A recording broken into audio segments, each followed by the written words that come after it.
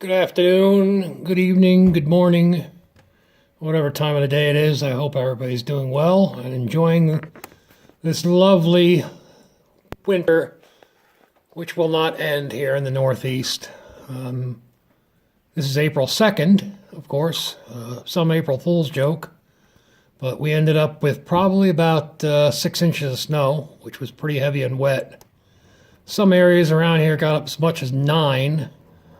If you can believe that. And of course, the weatherman said 1 to 3 inches. So I did not put the plow on the truck yesterday because I figured, it's only going to be an inch or so. I'm not going to worry about it. Well, much to my surprise, I had to use the old Alice Chalmers there, thankfully. So it's starting to melt already, which is a good thing. I think it's going to rain maybe tomorrow, maybe Wednesday, who knows. But there is chatter of another significant winter storm somewhere around Friday or Saturday. And under that cover there is my Buick, which I was supposed to go to a car show on Sunday, next Sunday. And I don't know how that's going to happen. So I don't know if they're going to put it off, or I guess we'll see what happens as the week progresses. So anyhow, yeah, 1, 2, 3 did not sell. 4 more outside did not sell. Terrible winter for me.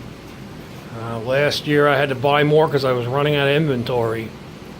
I did a little rearranging in the garage. It's a little hard to tell, but I was moving some stuff around, mainly because I decided I got a bug up my butt and I wanted to get working on my Cushman.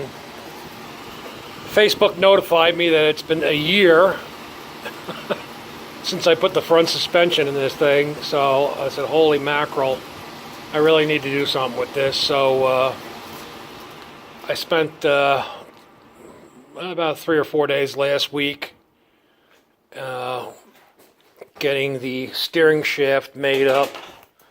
Not sure how well this is going to show up, but you can see the steering shaft there. There's ended up using 3 U-joints and a pillow block bearing so that I can get this thing to work.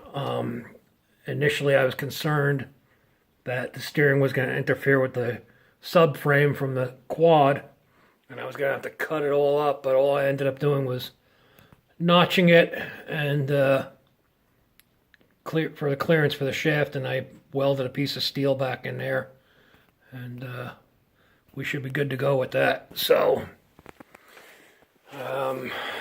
I did put the steering wheel on, which is again something I had in inventory. I think it's an old Superior steering wheel, and I went with the quick release on the steering wheel because I need to have access to the battery, which is right there, and engine components and such.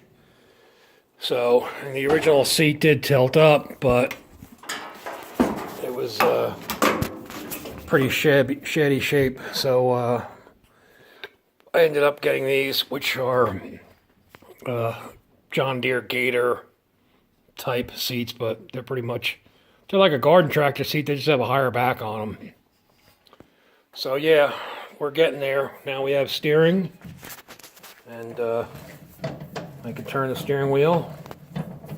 Although it's a little tight, it still needs to be worked on a little bit, but it does turn from the steering wheel, so that's a big plus. So, and of course, up here, I do have the nose for this. It's up in my loft of the garage here. So the next thing is to probably start working on the wiring. I did get the brakes hooked up. I was a little concerned because I wasn't sure how this master cylinder was going to work with the Honda 400EX caliper that I put on, which I think you can see that right there. So I ran all new brake lines. It's nice, this has the pressure switch for the brake lights.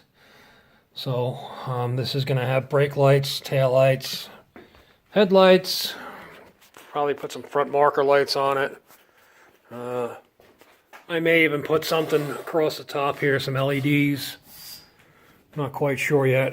I got a ways to go, but I'm trying to see if I could get this thing functional and movable and drivable by sometime in May, because I have a show in Pennsylvania, in Bangor, Jacktown in Bangor, PA. I'd like to take this up there. And instead of walking all the way around, I could take this up there for something to ride on. So I figured, and it'd be a good place to show it off.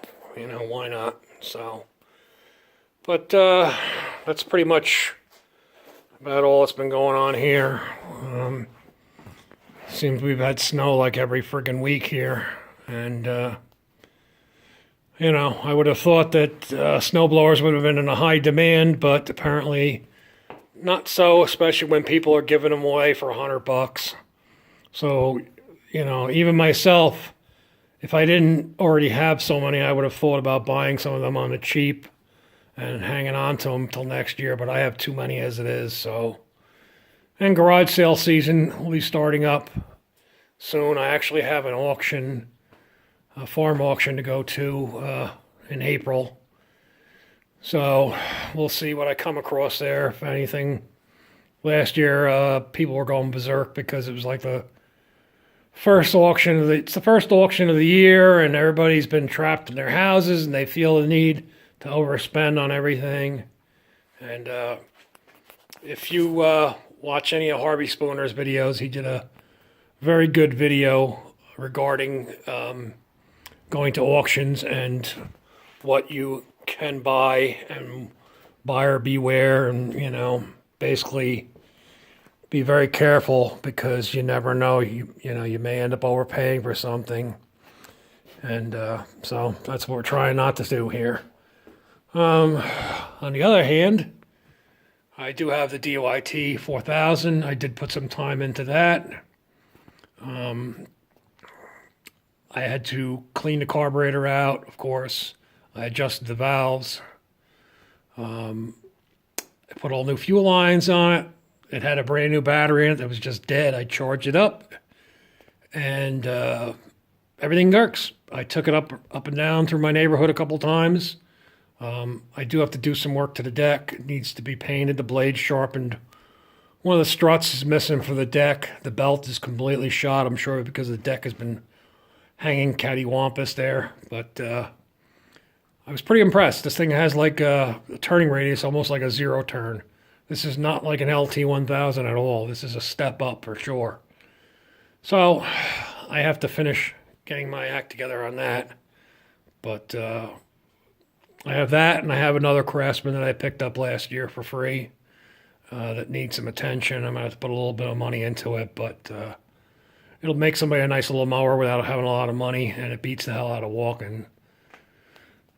So that's kind of about it.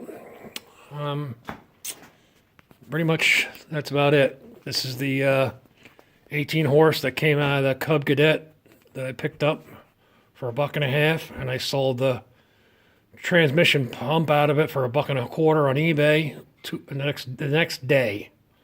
So this is my $25 B-twin. So, you know, you talk about buying things at the right price. You know, you just gotta be cautious, because I realized rather quickly that in order to make that machine the way I would want it to be, to sell it, to be comfortable, not selling somebody something that was a rat, I would have probably ended up putting in several $100s plus my time, and in the end, it's just not cost effective. So everybody just needs to do their homework and be a little, you know, aware of what they're getting themselves into. You know, I bought it as a dead soldier. I had no idea what was wrong with it. I took the guy at his word, which is not always the greatest thing because I've been burned before. Twice I've been burned by people who've given me their word. And their word doesn't mean anything because at the end of the day, I bought a pile of crap and I paid too much money for it. So there's always that buyer. There's nothing worse than having buyer's remorse after you get something. So, you need to keep that in mind. And I know there's some other tractor guys out there. I kind of like to do a lot of bit of everything. I mentioned it before, but I'll mention it again. Sears Suburban tractor guys. If you like any of that stuff, one of my friends has a new channel. It's called Katerra's Customs. K as in with the katerra with a K, and it's customs. He's a new channel. He has quite a bit of collection of Sears tractors. It's worth it just to watch some of his videos to look and see how many of these Sears Suburbans he really has. I thought I had a problem. I don't have a problem at all. So he's a good kid. He's in Pennsylvania, and he just started this channel, like I said, and he's really sharp with the Suburbans. So if you guys are interested in that stuff, take a look. And if you do, go over there, tell him I sent you, and hopefully you'll enjoy some of that as much as I do. I find myself watching videos of different things. Even though I might already know how to do something, I always like to watch somebody else's take on the same problem or same tractor or what have you, just to see if there's something that they're doing that is different than I'm doing and make my life easier by some chance. You never know. It don't cost nothing to look. So that's pretty much about it, my friends. So if we do get this other winter storm, Friday, Saturday, whatever they're talking about, I guess I'll let you know. The good thing is that Chinese space station didn't fall on us. I did wear my aluminum hat yesterday, though, just in case. Anyhow, thanks for watching, commenting, liking, subscribe, and take care, everybody. I'll see you next time.